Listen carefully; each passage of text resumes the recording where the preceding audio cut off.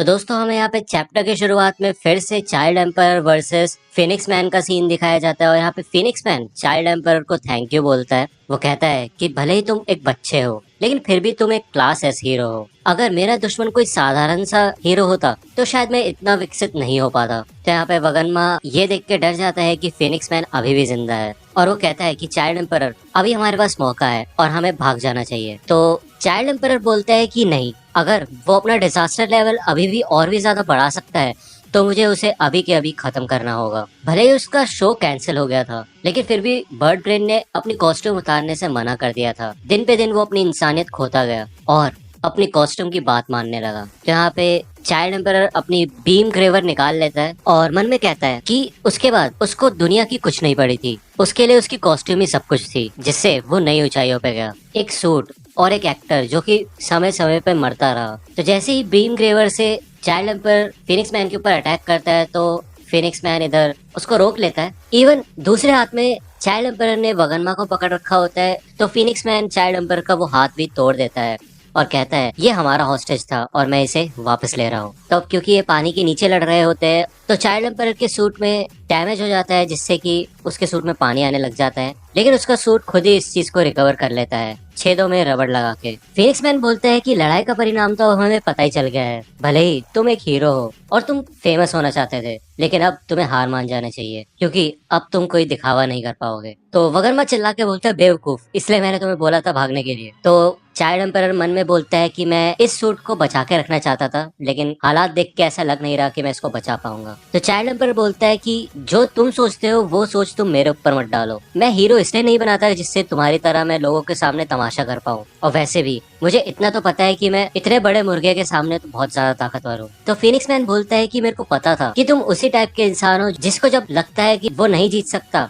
और उसका कोई चांस ही नहीं है तो वो हार मान लेता है, लेकिन फिर भी तुम काफी जवान हो। तो तभी चाइल्ड एम्पायर बोलता है मुझे माफ करना लेकिन मैं तुम्हारी तरह बेवकूफ नहीं हूँ जो बिना किसी चांस के यहाँ पे खड़ा रहूंगा। तो फिनिक्स मैन बोलता है अपनी बकवास बंद करो। तो यहाँ पे चाइल्ड एम्पायर के सूट का टाइमर चल रहा होता है और इधर 50 सेकंड्स बचे होते हैं। वो मन में सोचता है कि उसे पता है कि सूट की लिमिट पहुंचने वाली है और मैं अपनी ब्लेड से उसका आर्मर तो नहीं चीर सकता, उसका बीक और विंड अटैक काफी ज्यादा ताकतवर है, उसको भी मैं हल्के में नहीं ले सकता, उसके पंख भी काफी कमाल के हैं, उसकी सारी की सारी ताकतें और स्टैट्स हमारे चार्ट से ऊपर हैं और उसकी ऐसी बेकार सी स्टोरी को सुन के कोई भी इस बात पे यकीन नहीं करेगा। लेकिन ऐसा नहीं है कि मेरे पास और कोई ऑप्शन नहीं बचा है, मेरा ये आखिरी प्लान बस एक ही उम्मीद पे टिका है। तो यहाँ पे फिनिक्स मैन होता है और वो नीचे देखता है जमीन पे, तो यहाँ पे काफी सारी लाशें पड़ी होती है और वो कहता है कि इसका मतलब जो लोग यहाँ पे रहा करते थे उन्हीं सब की लाशें हैं। कितना सही है, अब क्योंकि तुमने मुझे विकसित किया है तो अब मैं तुम्हें अपना एक कमाल दिखाता हूँ। तो यहाँ पे फिनिक्स मैन के अंदर से लाइट निकलने लग जाती है और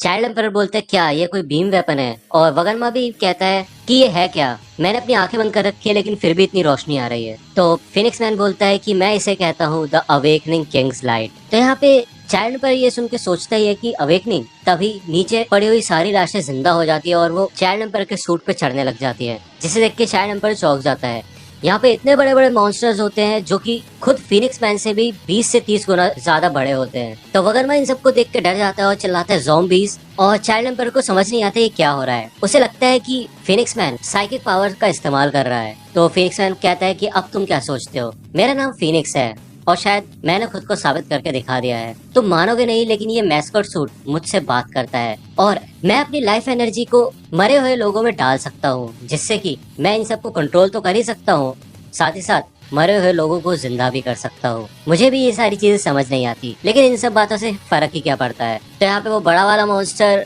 चाइल्ड एम्पायर के ऊपर हमला करता है लेकिन चाइल्ड एम्पायर शील्ड बना लेता है और ब्रेव ब्लेड शॉट से सारे के सारे मॉन्स्टर्स को मार देता है। तो फिनिक्स मैन बोलते हैं क्या बात है, लगता है तुम्हें भी अपने सूट की आदत पड़ने लगी है। तो यहाँ पे चाइल्ड एम्पायर काफी ज्यादा डर जाता है और वो कहता है कि ये तो बहुत बुरा है, अगर मैंने इस बंदे को यहाँ से जाने दिया तो हमें एक ऐसे मॉन्स्टर का सामना करना पड़ेगा जो कि अमर तो है ही बल्कि मरे हुए मॉन्स्टर्स को भी जिंदा कर सकता है, और ये आज तक का हमारा सबसे ज्यादा ताकतवर दुश्मन होगा। मैंने जो भी सोचा था वैसा कुछ नहीं निकला और मैंने ऐसा कभी सोचा भी नहीं था कि ऐसा भी मॉन्स्टर हो सकता है। तो जब चाइल्ड एम्पायर इन सारे मॉन्स्टर्स को मार रहा होता है तो फिनिक्स मैन उन सारे मॉन्स्टर्स को फील कर पाता है और फिनिक्स मैन अपना पुराना समय याद करता है जब उसे उसकी नौकरी से निकाला गया होता है और वो चाइल्ड एम्पायर से बोलता है कि शायद तुम भी इस सूट में हमेशा हमेशा के लिए फंस जाओगे। तो जब चाइल्ड एम्पायर इन सारे मॉन्स्टर से लड़ रहा होता है तभी सामने से एक लंबे बालों वाला आदमी आता है, जिसे देख के चाइल्ड एम्पायर को लगता है कि वो फ्लैश है, लेकिन वो फ्लैश नहीं होता बल्कि गेल विंड और हेल फायर फ्लेम होते हैं। और फिनिक्स मैन इन्हें देख के कहता है कि ये दोनों तो निंजाज हैं और ये काफी कमाल के हैं,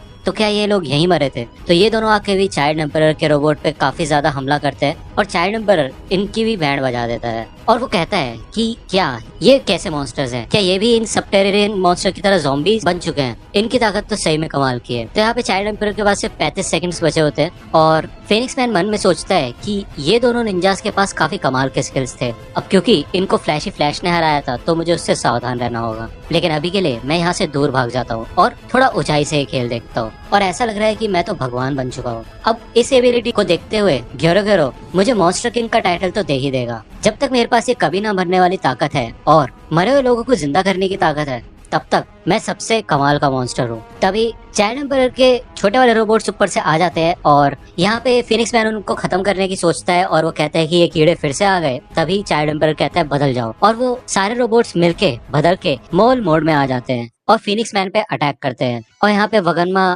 फिनिक्स मैन के हाथ से नीचे गिर जाता है और फिनिक्स मैन उस मोल मोड को भी तोड़ देता है। यहाँ पे चाइल्ड एम्पायर के पास सिर्फ 5 ही सेकंड बचे होते हैं और अब उसका सिस्टम भी बंद होने वाला होता है और वो कहता है कि वर्नियर थ्रस्टर का इस्तेमाल करने के लिए मेरे को सिर्फ 5 ही सेकंड की जरूरत है। तो यहाँ पे वो अपनी पूरी एनर्जी लगा देता है जिससे कि उसके आसपास के सारे मॉन्स्टर तो तबाह हो ही जाते हैं और साथ ही साथ उसके थ्रस्टर भी ऑन हो जाते हैं।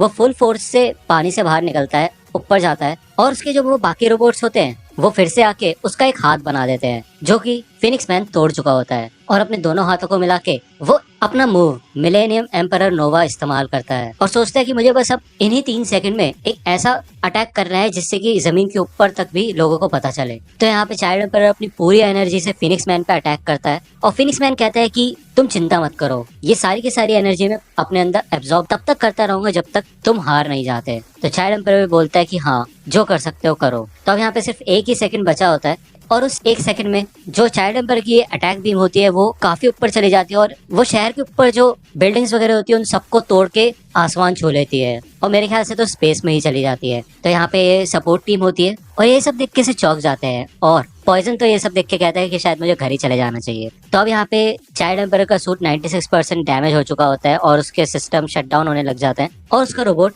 नीचे बैठ जाता है। और चाइल्ड एम्पायर का अटैक इतना ज्यादा पावरफुल होता है कि यहाँ पे जितना भी पानी मौजूद होता है वो सारा का सारा गायब हो चुका होता है या फिर मैं कहूँ इवेपोरेट हो चुका होता है। वगनमा पूछता है कि क्या तुम जिंदा हो? तो चाइल्ड एम्पायर कहता है कि मैंने अपने दुश्मन को काफी ज्यादा हल्के में ले लिया था, तो मुझे समझ आता है कि फ्लैशी फ्लैश को डिस्ट्रेस सिग्नल भेजने का मौका ही नहीं मिला होगा, लेकिन क्या बाकी सब ठीक है? तभी चाइल्ड एम्पायर को पीछे से आवाज आती है कि ये हुई ना बात, वैसे ही मैं इस जगह से बोर होने लगा था। तभी हमें दिखाया जाता है फिनिक्स मैन अभी भी जिंदा होता है और वो कहता है कि ऐसा लग रहा है कि अब तो स्वर्ग से मेरे लिए दुआएं आ रही है क्योंकि अब मैं शायद किंग बन चुका हूँ। तो अब यहाँ पे हमें दिखाया जाता है कि फिर से फिनिक्स मैन विकसित हो चुका होता है और वो कहता है कि अब ये तुम्हारा आखिरी खिलौना भी टूट चुका है, लेकिन एक बच्चा होने के बावजूद तुमने काफी अच्छी लड़ाई की। भले ही जो भी एनर्जी तुमने मेरे को दी उसको एब्जॉर्ब करने में मेरे अंदर कुछ डिफेक्ट्स भी आ गए, तो मैं ये तो कहूंगा तुम्हारे अंदर काफी हिम्मत है जो तुमने मेरे फेवरेट मैस्कॉट सूट को इतना भद्दा बना दिया, इसलिए मुझे तुम्हारे जैसे बच्चे बिल्कुल पसंद नहीं। तो वगनमा कहता है कि मैं तो एक बात बताना चाहता हूँ,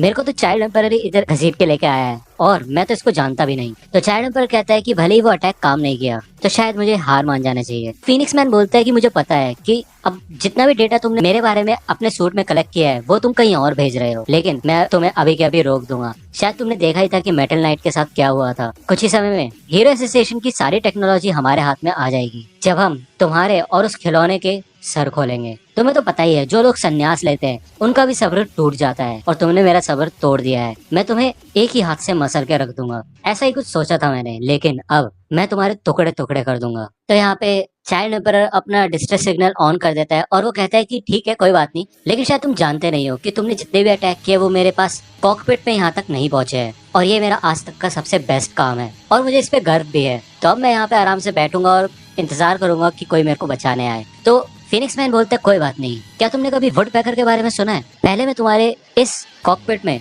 एक छोटा सा होल करूंगा करीब इतना बड़ा, उसके बाद मैं वहां से तुम्हारे एक एक ऑर्गन बाहर निकालूंगा। तो यहाँ पे फिनिक्स मैन पूरी फोर्स से चाइल्ड एम्पायर की तरफ जाता है और यहाँ पे child empire emergency hatch open कर देता है और उसके सूट में एक ओपनिंग खुल जाती है। वहाँ पे वो ऊपर छुपा होता है और फिनिक्स मैन अंदर आ जाता है और फिनिक्स मैन के अंदर आते ही वो सूट बंद हो जाता है, लेकिन फिनिक्स मैन उस सूट की भी बैंड बजा देता है और यहाँ पे चाइल्ड एम्पायर दूर जाके गिरता है और अब चाइल्ड एम्पायर के पास कोई शील्ड नहीं होती। दूसरी बार हमें हेलफायर और गेल विंड का सीन दिखाया जाता है। इनको होश आता है, ये उठते हैं और ये कहते हैं ये चल क्या रहा है। तो यहाँ पे फिनिक्स मैन कहते हैं इसका मतलब आज तक का सबसे बेस्ट हीरो चाइल्ड एम्पायर अपनी लड़ाई के 11वें घंटे में सिर्फ इतना ही कर सकता है। तुम्हें क्या लगता है कि तुम मुझे अपने सूट में फंसा के कुछ कर सकते थे? तो चाइल्ड एम्पायर कहते हैं हाँ, मैं तुम्हें अपने सूट में बंद कर देना चाहता था जिससे कि तुम एक अंधेरी जगह में फंस जाओ, क्योंकि नॉर्मल कंडीशन में तो मैं तुम्हें हरा ही नहीं पा रहा। तो फिनिक्स मैन कहता है लेकिन फिर भी तुम कुछ नहीं कर पाए और अब समय आ गया कि मैं तुम्हें तुम्हारी सजा दूं। लेकिन तभी यहाँ पे फिनिक्स मैन बहुत बुरी तरह से हंसने लग जाता है और वगन में उसे तिरछी नजरों से देखता है।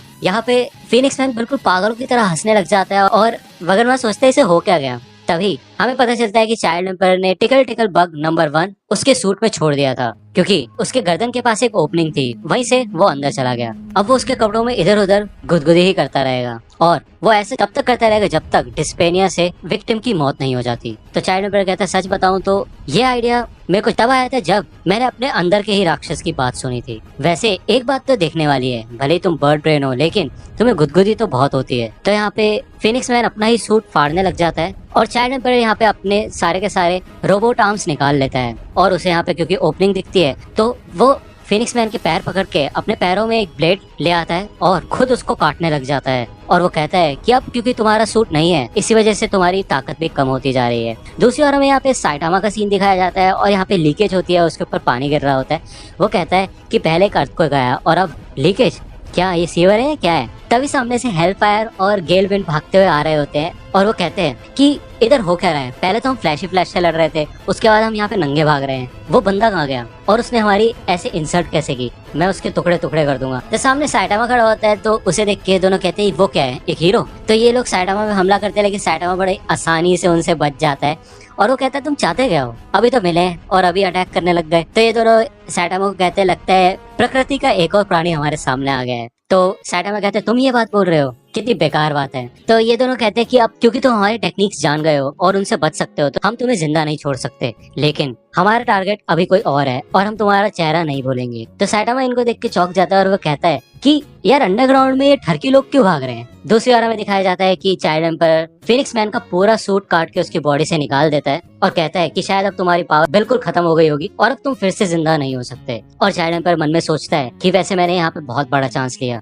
अगर वो मुझे दूर से ही खत्म करने की सोचता तो मैं कुछ नहीं कर पाता। भले ही मेरा आखिरी वेपन बिल्कुल भी काम नहीं आया, लेकिन अब मुझे पता चल गया है कि मेरे को आगे क्या करना होगा। तो वगन्मा कहता है कि भले ही तुम एक क्लासेस हीरो हो लेकिन ये लड़ाई काफी मुश्किल थी, तो चलो अब चलते हैं। तो चाइल्ड एम्पायर बोलता है हाँ तुम ठीक कह रहे हो, दुश्मन बहुत ताकतवर था और ऐसा तो मैंने सोचा भी नहीं था। तो वगन्मा कहता है कि तुम्हें याद है ना तुम्हें मेरे को सुरक्षित घर पहुंचाना है। तो चाइल्ड एम्पायर बोलते हैं मैं एक चीज पूछना भूल गया, तुम अकेले एक इंसान थे ना जो यहाँ पे पकड़े गए थे, है ना? तो वगन्मा को टारियो का सीन याद आता है लेकिन वगन्मा चाइल्ड एम्पायर को नहीं बताता और वो कहता है कि हाँ मेरे अलावा यहाँ और कोई नहीं था। तो चाइल्ड एम्पायर वगन्मा को वहाँ से लेके जाने लगता है और वो कहते हैं चलो मैं तुम्हारी रक्षा करूंगा जब तक हम बाहर नहीं पहुंच जाते। तो दोस्तों आज की वीडियो के लिए सिर्फ इतना ही।